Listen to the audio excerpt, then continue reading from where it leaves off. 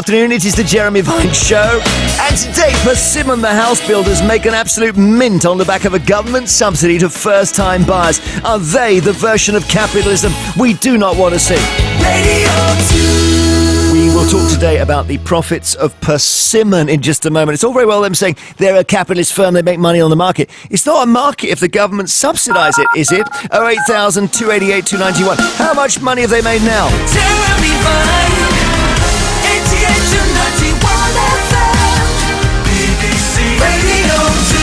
So the house builder Persimmon made over £1 billion profit last year. This is the company that was widely criticised for awarding its boss a bonus of £100 million back a year or so ago, later reduced to £75 million. That was Jeff Fairburn. He was Persimmon's CEO in October. He wasn't too happy when a local BBC reporter asked him about the huge payout. This is one of the great reporters. This is a guy called Spencer Stokes, and he's just not going to toe the party line. Have a listen. Persimmon obviously doing well this year, did well last year. That was reflected in your bonus. Do you have any regrets about the furore surrounding that? I think, yeah. Obviously, the construction of the bricks, follows on from how well Persimmon's doing. So I just thought the two issues were tied together, really. So I'd rather not talk about that. It's been well covered, actually. So you don't want to discuss that today? Are there any lessons to be learned from that? It was the biggest bonus in the country. No? Okay, right, fine. I think that's really unfortunate, actually, that you've done that. Yeah, it was unfortunate because he lost his job. Mr. Fairburn was asked to leave the firm in November because of the backlash from that interview. A new CEO has just been appointed. One customer, Sam Baker, bought her Persimmon house in Dorset using Help to Buy in May last year. And she's focusing on the actual problems when you buy one of their houses and it's no good. Have a listen. A lot was wrong with the house. A lot got promised to be done that didn't get done. A lot of things should have been done before we moved in, sort of outside, like things like the street lighting that wasn't completed. Occasionally they've sent somebody round, but then sometimes they say they're sending somebody round. We've spent countless Saturday mornings sat in waiting for them to turn up and they just don't show up. You just basically get passed from pillar to post. When you work full time and you work really hard to buy a house and pay for it, it's pretty heartbreaking. It brings to mind the song Little Boxes by Malvina Reynolds. Little boxes on the hillside, little boxes made of ticky-tacky, little boxes on the hillside, little boxes all the same. There's a pink one and a green one and a blue one and a yellow one, and they're all made out of ticky-tacky and they all look just the same. So let us talk about Persimmon. The charge sheet is that many tenants say their homes are little boxes. Their bills are substandard. The company rarely comes out to sort repairs. Even when it does, things remain broken. What's more, Persimmon's record profit was largely thanks to the taxpayer-funded Help to Buy scheme. And this is the crucial thing. Nearly half its homes were sold this way. And that's where the buyer gets some help from the government. But of course, the company could say, OK, there's now 2, 3, 4 buyers, so we put the price up. If you live in a Persimmon house and you feel a victim of them, 08000 288 291, email vine@bbc.co.uk. We're joined by Dawn Foster, Guardian columnist, who thinks these profits, £1 billion, are completely unjustified.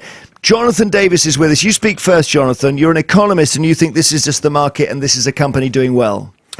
Well, I certainly have reservations about inappropriate level of profits where it is supported by government initiatives. If it were merely the market, there's no way that these developers would have made this level of profit. But because of this atrocious Help to Buy scheme, and I've been saying so since the day it was launched, in fact, in this studio, on budget day in 2013, I said so. It was outrageous. Your colleague then laughed at me, but there you go. That's the reason for these profits. Who was laughing at you? Oh, I know. Who was it? Was it? No names, no pack drill. Okay, I think I know who that was. Used to say. It's not my colleague. It was another guest. It was a BBC colleague of yours. Oh, really? Okay. Gosh, that's kind of exciting. Dawn, well, let's talk about Help to Buy. Because Jonathan, I remember, really fulminated, saying all that's going to happen is the government puts money into the pockets of home buyers and the people who make the houses put the prices up, and that's what's happened. That's precisely what happened. It was precisely what everybody said would happen at the time. And, I think there are a lot of problems with the scheme. First of all, it went only to private house builders, so local councils couldn't bid for it. And secondly, it was only on new build homes. And new build homes are often really quite poor quality at the moment because they're, at the moment, everybody's gunning for a lot of profit, throwing houses up as quickly as possible, and often they aren't getting sold. When they are sold, it's often through Help to Buy, and all that's happened is the government subsidy that's been thrown on top has just been added on top of house prices. So nobody who couldn't afford to buy before has now been able to. They've just had to pay more. Understood, but do you blame Persimmon for allowing the prices to float upwards, or do you say that's the market? I think Persimmon bears some of the responsibility, but I think ultimately it's the government's fault. Jonathan? Astonishingly, a Guardian writer and I seem to be in agreement. I thought you might not blame Persimmon at all. The Help to Buy scheme, as you quite rightly say, Jeremy, was very simple. If you lend more, then people are going to borrow more. And the developers simply took that on board. And they made vast profits as a result. I said at the time 6 years ago, if they do this, which they were going to do, all it's going to do is raise house prices. It's going to boost the wealth of investors, of developers, of estate agents, of homeowners. The people who will lose out are the people who have to borrow even more, puts more debt into their balance sheets, their personal balance sheets, and now they're lumped with all this debt. And of course, 5 years in, the first people are now paying interest on Help to Buy. They thought they were on a winner. They didn't have to pay any interest for 5 years. Now they're suddenly worried. Understood. How are they going to pay for it? Do you see Persimmon as the very, very unpleasant face of capitalism, though, here? It's all very well saying, they just followed the market. They've got a duty to sell those homes at the price that they were at before the Help to Buy scheme. They have a duty to make profits for their shareholders. They have simply used the system that you earlier called it the capitalist system. There is no way this is capitalism. Capitalism is where you don't have a communistic policy where the government, the state, actually lends money to people. It's not capitalism. This is rampant capitalism, but all that's happened is that Persimmon have made a completely terrible product. They've made absolutely loads of profit by being complete subsidy junkies. Capitalists are always very happy to take as much as they can from the government, but I think the issue is that all of the money goes back straight to the shareholders, not to anybody else. In terms of making a shoddy product, we should just play another of these poor people who end up in one of their houses and it doesn't go well. This is Duncan Connell, who bought a house with Persimmon and he had trouble getting the company to fix lots of things. Dreadful, absolutely dreadful. They tell you to email them with any pictures, so you do that. And then you hear nothing. You don't get any reply from any email. You ring up trying to speak to the same person that you've been dealing with, and they never get back to you. One occasion, the contract manager was booked in to come round to our house. My wife took some time off work to come and meet him, and he never turned up. It wasn't until I actually rung up and chased him up and asked the question why, all the response I got was, he forgot. That sounds terrible, Jonathan. It is. And don't get me wrong, we have report after report of shoddy workmanship, not just by Persimmon, but basically all the major developers. And if we had true capitalism, they wouldn't be doing the business that they're doing because people would be walking away. But because they are building new homes and Help to Buy applies to new homes, people are buying them because it's the way they're getting the money to buy the homes. This is the problem. Here is we haven't got enough capitalism here. We're not allowing people to be. You want people to be more capitalistic, Jonathan? It's absolutely not true at all. I think the big issue is that basically the government are throwing money into the private sector. They're inflating profits massively. If you actually wanted to get a proper return for taxpayers' money, you take that money and instead give it to local councils to let them build, and then all the rents and mortgages that go from those homes go back into the local council, and it becomes a circular economy. Trying to work out why you're shaking your head at that, Jonathan. I'm shaking my head because Don is simply not getting the point. The point is, if you make lending easily available, which we've had for the last basically 30 years, that's the primary reason why these asset prices have soared 500%. Instead, if you end Help to Buy, then the developers will have to reduce their prices, everyone will reduce their prices, and people will borrow less, they will spend less, prices will fall. That's the way you help the housing market. End Help to Buy. That's it. Absolutely, and Help to Buy, but the problem, but the reason that Help to Buy came in was because there was a problem in the first place, and the reason there was a problem in the first place was because of the capitalist system. So, I think that you have to accept that one of the big reasons why we have such a rise in house prices is that we've sold off all our council homes. We need to build more. Thank you very much indeed, both of you. Really interesting. So it's Jonathan Davis, economist, who, basically doesn't want all the blame to go to Persimmon. I think we can agree with that. Dawn Foster, Guardian columnist, looking at this closely as well. You tell us what you think here. 08000 288 291. This is Sigrid. Then we will talk about whether the Help to Buy scheme's gone badly wrong. I know I should be. Don't feel like crying, but then maybe she hasn't seen the Persimmon profits. Over £1 billion. Don't want to sound anti-capitalist. It's fine, I guess, if a company makes a lot of money. What's more difficult is if that is public money that has gone towards a scheme that enables people to buy houses at rates they can afford. But all that's happened because of the Help to Buy scheme is that prices have gone up. And Persimmon have made this profit.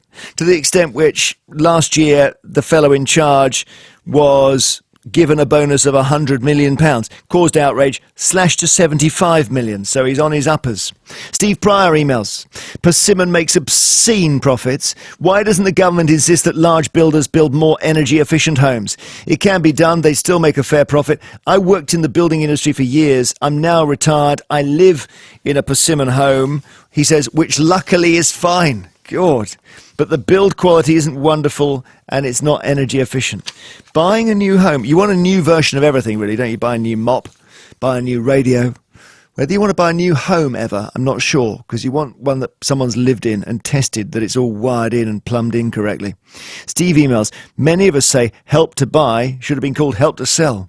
It is one of the biggest scandals there's ever been. You've only got to look at where the Tory donations come from to get the true story.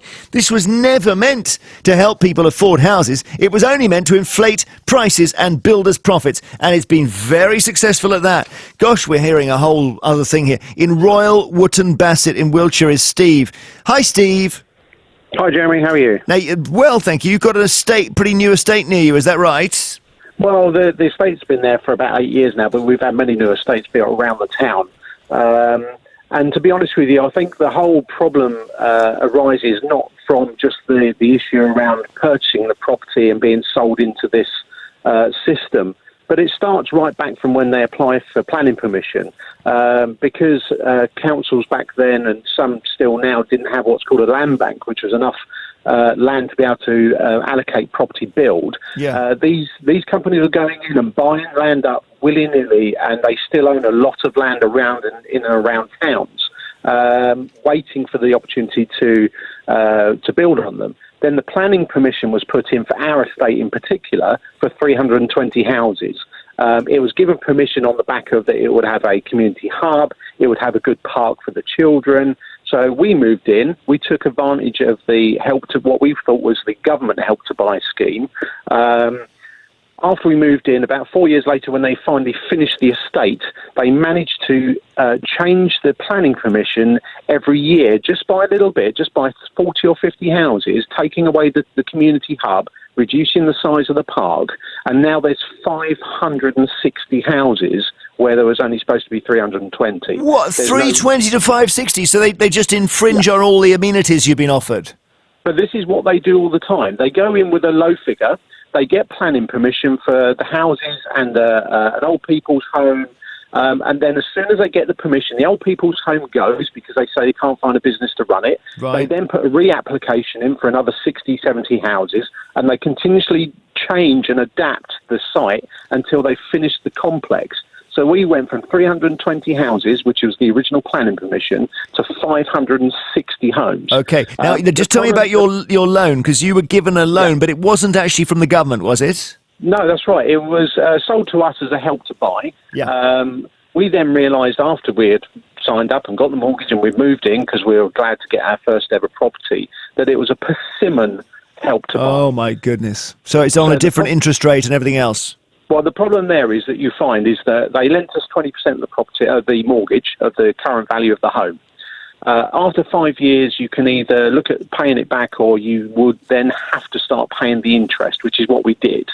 When we looked at whether or not we could take on the remainder to put it onto our mortgage to continue our mortgage, because they then value the 20% you owe on the current value of the home, after 8 years, our loan, which was originally £38,000, is now nearly £70,000. No, so it's just a completely movable figure that you owe them. Yeah. It's oh my goodness. In the small print, it says 20% of the current value of your property is what you owe them. So it's not what they originally lent you, the £38,000. It's 20% of the current. Which is what? How much for you?